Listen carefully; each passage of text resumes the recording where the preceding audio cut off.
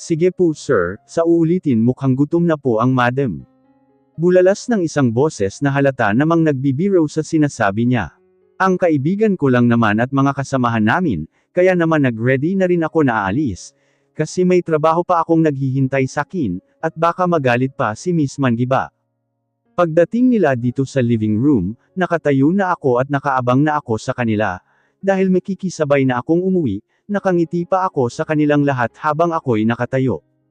Uwi na tayo. Excited ko pang tanong sa kanila, at umiling naman sila at sabay-sabay pang sumagot sa akin. Kaya napakunot noo pa ako. Hindi. Dito ko lang madam, may one ka, sagot ng magaling kong kaibigan sa akin, kaya naman sinaman ko siya ng tingin. Anong hindi, may gagawin pa ba kayo?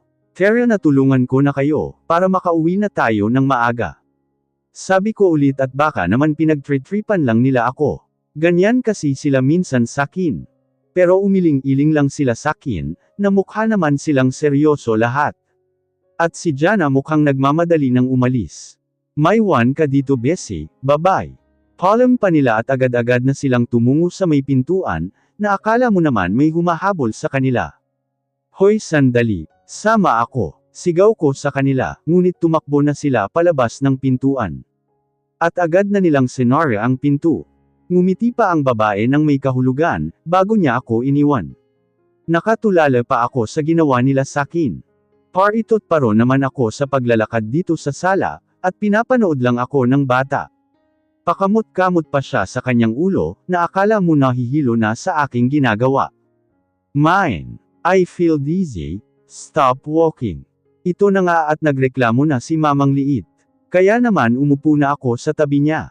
Siya naman ang labas ni Mr. Arrogant mula sa kusina, tapos may nalalaman pang pangiti-ngiti ang Makong. Breakfast is ready. Masaya pa niyang sambit at aba. Mukhang maganda ang araw ng Makong at nakangiti pa. Kung tinawag lang pala niya ang lahat ng mga tao doon sa hotel, bakit hindi na lang ako ang nagluto?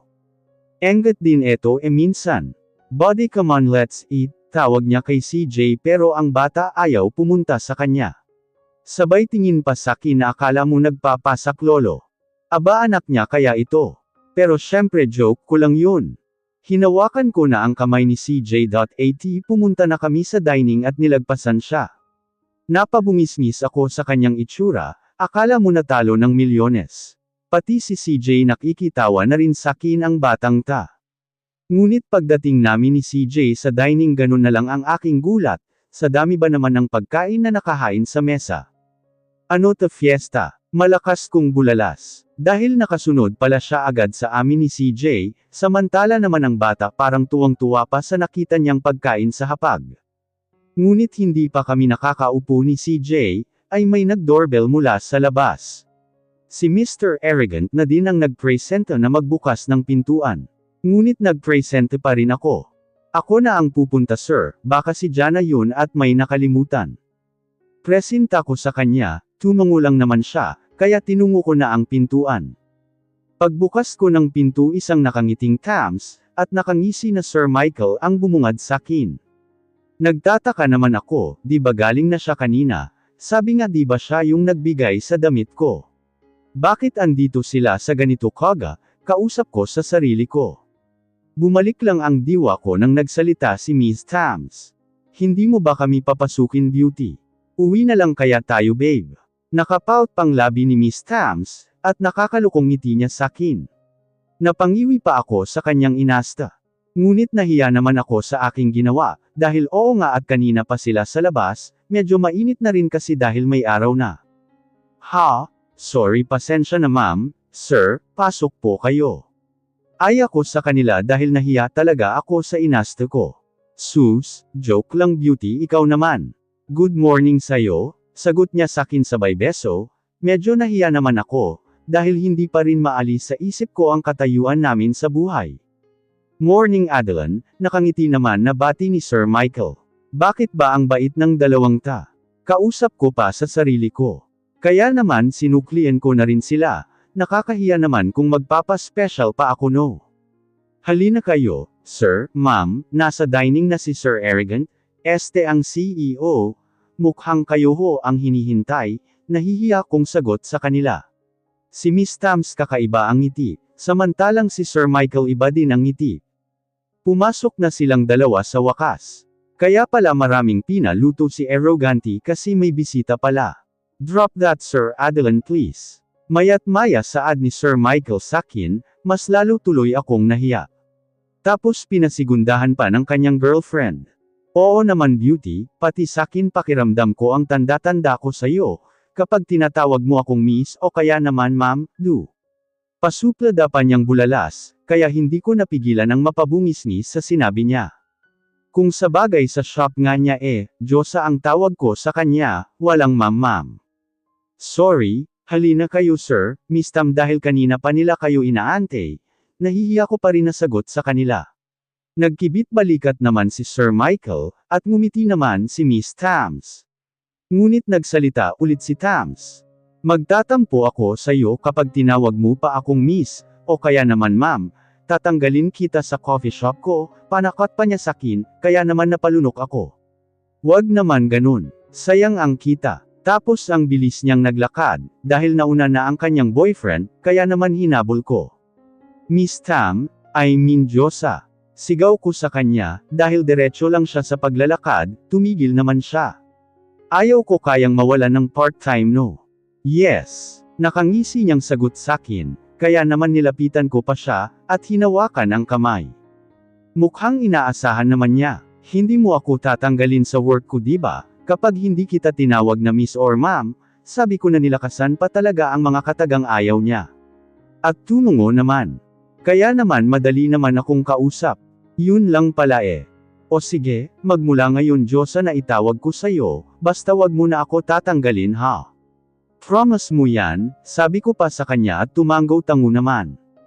Kaya naman nakahinga na ako ng maluwag, at sabay pa kaming pumasok sa dining kahit ayaw ko sana, dahil alam ko naman na para sa kanila ang nakahandang pagkain, nag-assume lang ako kanina. Pagpasok namin sa dining mukhang ang kasama ko lang ang hinihintay, dahil tinawag pa ni Arrogant. Hindi ko alam kung si Tamba ang tinawag, dahil sakin naman nakatingin. Ngunit imposible naman na ako. You're here. You took too long, come on gutom na yung dragon. Medyo pasiga pa niyang tawag sa amin, o mas sabihin sakin. Dahil sakin nakatingin ngunit sinagot siya ni Miss Tams. Kung dragon yan, ano ka na lang. Pangbubos ko ni Tam kay Arrogant sabay turo kay CJ. Hindi ko naman maiwasan nagmapangiti, gusto ko ngang matuwa ngunit nagpigil ako, pakiramdam ko ganun din si Sir Michael. Ramdam ko din close na close silang apat. Dapat siya ang tigre ikaw ang dragon. Ikaw kaya ang laging nag-aapoy ng galit, di ba babe? Dagdag pa ni Miss Tams, at nagpasaklolo pa sa kanyang boyfriend. At tumungo naman ang isa. Napailing na lang si Arrogant sa dalawa. Tumabi na rin ako kay CJ, dahil doon lang naman ang may bakanteng upuan, dahil ang dalawang lovers ngayon parang walang ibang kasama dahil sa kaswitan. Wow, himala Mr. Parker, bumait ka ata ngayon. Biglang bulalas ni Tam kay Arrogant, at bigla pang naubo si Sir Michael sa sinabi yata ng kanyang girlfriend. Kumain ka na lang. Ayaw mo yun maraming libre. Sagot naman ni Arrogant kay Tam, samantalang para ako yung tinamaan sa sinabi niya. Kaya naman tahimik lang ako. Ngunit nabigla ako nang hindi ko makita si CJ sa tabi ko, at ganun na lang ang aking gulat, dahil nakaakyat na pala siya sa table. At pinapak lang naman ang manok. Naakala mo gutom na gutom. Dahil sa takot ko na baka mahulog siya, dali-dali akong tumayo at kinuha siya mula sa table, at pinaupo ko ulit sa aking tabi, at pinunasan ang kanyang mukha. Hindi ko muna pinansin ang mga kasama namin sa hapag, dahil kay CJ ang atensyon ko. Baby, bakit mo naman kailangan akyatin sa taas? Dapat tinawag mo ako. Paano kung mahulog ka? Huwag mo nang uulitin yun okay? Nag-alala kong sabi sa kanya, at ang bata aba. Sumagot pa sa akin. You so mabagal naman kasi mine. I want chicken. Maktol niyang sagot sakin, na nakahalukip-kip at nakasimangot na. Oo nga naman pala, dahil nakafocus ako sa tatlo. Nakaramdam tuloy ako ng konsensya sa bata. Sorry po, kawawa ka naman baby ko, o eto na ang chicken, ano pa ang gusto mo? Tanong ko pa kay CJ, at binigay ko na ang gustong-gusto niyang ulam. I want soup mine and chicken, yehey. Masigla pa niyang sagot sakin, na akala mo tuwang-tuwa pa. Binigyan ko naman ulit. What else baby? Malambing kong tanong sa bata, at napatigil ako sa ginagawa ko nang maalala ko may mga kasama pala kami. Kaya naman nung napatingin ako sa kanila, pare-pareho pa silang nakanganga lahat sakin. Bakit? Maang kong tanong sa kanila, dahil kung makatingin sila sakin wagas. Samantalang ang bata ayon sarap na siya sa kanyang kinakain. Nang biglang nagsalita si Miss Tam, at bigla naman natauhan ang dalawang lalaki, na kanina lang nakatulala pa sa kawalan. OMG! Kakain na tayo, gutom na ako. Bulalas lang naman niya na pinagtaka ko. At sinubuan pa niya ang kanyang boyfriend ng tusino. Ang boyfriend niya mukhang natauhan na. Kaya napangiwi pa ako sa kanila. Samantalang si Arrogant naman napatikhim pa. Napailing na lang ako sa inasta nilang tatlo. Kaya naman tinuloy ko na rin ang aking pagkain, total libre sabi nga ni Arrogant. Natapos na kaming kumain, at umalis na rin ang dalawa. Gusto ko na rin sana umalis na din, kaso ang bata nakabuntot sakin. Kahit pa kaninang naghugas ako ng plato, ay gusto niya akong samahan. At ito siya ngayon sa tabi ko, parang hindi siya makabasag pinggan sa sobrang masunurin. Niluko pa siya ni Tam kaninang pauwi sila, at nagkunwari pa siyang isasama ako palabas, kaya naman ang bata para siyang kawawa na nagtanong sakin. Mine, where are you going? You leave me. Tanong niya sakin na akala mo gusto nang umiyak.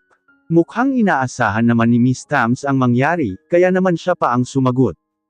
You're mine going back home, because you so naughty CJ she leave you here, with your daddy dragon. Walang prenong sagot ni Tams sa bata. Sinita pa ni Sir Michael pero ayaw paawat ni Tams. Mukhang tuwang-tuwa siyang asarin ng bata. Babe, baka magka-problema, ikaw din hindi na naman ako makakasama sa'yo, bulong ni Sir Michael kay Tams, na umabot naman sa pandinig ko, at ang isa naman parang sure pa na walang problema na mangyayari. Ako ang bahala, babe, don't worry. Bulong din ni Tams umabot naman sa pandinig ko, sabay ngisi sakin na may kahulugan, na akala mo okay lang ang lahat. Ewan ko lang kung manggulo ang bata kapag napiko nila. Eto kasi ang napansin ko kay CJ, mainitan ang ulo at walang pasyensya. Like his father. Pero nagsalita si CJ at tumangala pa sakin. Dahil hawak ni Tam ang isang kamay ko, at si CJ naman sa isa. Mine, I'm not naughty right? So, no need to leave please. Nagsusumamo pa niya, na akala mo nakikiusap dahil pinagsiklap pa ang kanyang mga kamay. At nabigla naman ako pati ang mga kasama ko sa sala. OMG! Is that real babe? Halatang nabigla si Tam sa nakita niya kay CJ, hindi ko alam kung ano ang ugali ng bata, at bakit ganun na lang sila magulat sa inaasta ni CJ. Kahit nga pagtawa ng bata nakakagulat na sa kanila. Hindi ba nila alam na normal lang sa isang tao lalo na sa bata? Absolutely babe. Sagot naman ni Sir Michael sa kanyang girlfriend. Manghang-mangha naman si Tam kay CJ, na hanggang ngayon parang hindi pa siya makapaniwala sa nakikita niya. At sinagot ko na si CJ at pinaghiwalay ko na ang kanyang mga palad na pinagsiklap niya, at hinawakan ko pa ang kanyang mukha, at lumuhad na rin ako para magpantay ang mukha namin. Yes baby, dito lang si mine okay, pero syempre good boy ha. Ayaw kong makulit. Nakangiti kong sagot sa kanya, at tumango naman siya na parabang natutuwa na. Kaya naman nung natauhan yata si Tam, may pahabol pa siya kay CJ, at ang bata naman aba. Masunurin. CJ, write your name there on the paper, and write also your my name, then she will not leave you. Pahabol pa ni Tams, bago sila umalis. Kaya naman eto siya ngayon nagsusulat pero ang galing lang, dahil madali siyang matuto. Sabi ko nga para siyang hindi bata. Dahil kahit 5 taon pa lang siya ang dami na niyang alam. Miss Magno, come to my office. Nagulat ako sa boses na bigla na lang lumabas, kaya naman napalundag pa ako sa sobrang gulat. OMG! Bulalas ko pa at natuwa pa si CJ sa ginawa ko. Palingalinga pa ako sa paligid, ngunit wala naman ang narinig kong boses kanina. Pero alam ko meron Samantalang si CJ pa iling-iling pa na akala mo alam niya. Mamaya saglit, meron na naman nagsalita at parang nasa speaker yata yun, dahil nag-e-echo pa ang boses. CJ, take your mind to my office now. Utos ng boses kay CJ, Rigo wala naman akong nakikita, kaso tong bata tumigil sa ginagawa at inabot ang kamay ko, ako naman kinuha din ang kamay niya. Ang kalabasan na naman, eto holding hands with a young old man, natatawa talaga ako sa batang tae. Ang daming alam talaga na pakulo. Hi Adeline, madami ka talagang matutunan kay Lolong Liit, pang-aaral ko sa aking sarili, sabay napapailing. Ngunit napansin ko na paakyat kami sa hagdan. Kaya naman nagtanong na ako kay CJ. Baby, saan tayo pupunta? Tanong ko sa kanya, dahil paakyat kami hinawakan ko na rin mabuti ang kamay niya, at baka mahulog lalo at ang taas pa man din ng hagdan. We are going to my dad office mine, sagot niya sakin. Nagtaka naman ako dahil wala naman akong nakitang office noon, ako ang nakakatang maglinis dito sa kanyang penthouse. Nagtaka ako ulit, dahil pumasok kami ni CJ sa guest room, wala naman akong nakita na office noon. Ni papel nga wala Kaya naisipan kong niloloko ata ako ng batang kasama ko. Mukhang umiiral na naman ang kapilyuhan niya. Ngunit nasagot din ang aking katanungan, nang may pinindot si CJ na katulad ng hugis ng kanyang mga kamay, at tinapat lang niya naman doon, na akala mo ay isang art na nakadisplay sa wall. Nagulat ako dahil bumukas ang wall, at tumambad sa akin ang isang elevator. OMG! Gulat kong bulalas at tiningala pa ako ni CJ. Come mine, daddy waiting us. Aya niya sa akin, kaya naman sumama na din ako sa kanya. Mukhang malinis naman ang elevator, at tong bata akala mo talaga matanda, dahil paglabas namin sa elevator, may nilakad pa kaming parang highway, ngunit malinis naman. Binuksan ni CJ ang isang kwarto, at ganun din ang kanyang ginawa, tinapat pa rin ang kamay niya sa magkaparehong art kanina sa taas, at nagbukas na nga ang pintuan. At wow! Mapapamangha ka na lang sa ganda sa loob nito, paano niya ito nagawa, bulong ko sa hangin. Dahil kung hindi ako nagkakamali, nasa ilalim kami ngayon ng lupa. Dahil alam ko naman na wala ng taas ang penthouse. Maaliwalas din sa loob nito, hindi naman masama sa kalagayan ni CJ, dahil mukhang andito lahat ang mga laruan ni CJ. Pati mga libro, basta lahat. At si CJ naman, mukhang sanay na sanay siya dito. Dahil ayun na siya, pumunta na siya sa parang basketball court, at nag-shoot na siya ng bola. Hindi ko rin naman maiwasan ang hindi mamangha sa aking nakikita. Ngunit napaigtad pa ako ng may bamulong sa aking tainga. Welcome to my secret home, honey. Tinig ni Mr. Arrogant, at ang maiinit niyang hininga ay damante pa sa aking tainga, na parang nakuryente pa ako at nagpainit sa aking katawan, nang hindi ko malaman ang dahilan. Habang ang puso ko, ang lakas ng kabog nito, na akala mong may nagrarambulan.